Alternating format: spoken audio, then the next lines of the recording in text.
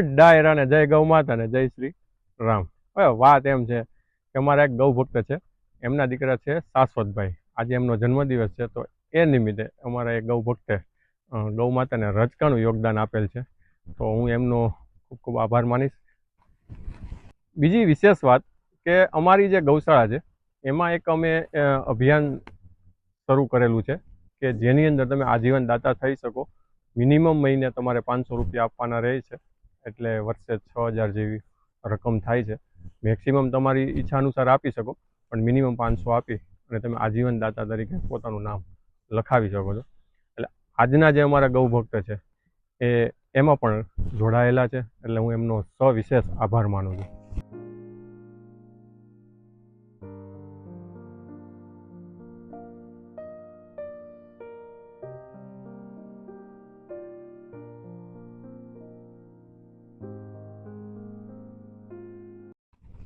આજે બસ એટલું, મળ્યા નેક્સ્ટ વિડીયોમાં।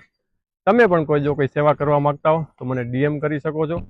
ત્યાં સુધી તમારે શું કરવાનું છે, સાંગાવપા ગૌશાળા ઇન્સ્ટાગ્રામ પેજને ફોલો કરવાનું છે અને નારાયણ ચેરિટેબલ ટ્રસ્ટ યુટ્યુબ ચેનલને સબસ્ક્રાઇબ કરવાનું છે, જેથી અમને સપોર્ટ મળે। ત્યાં સુધી બધાને જય ગૌ માતા, જય શ્રી રામ।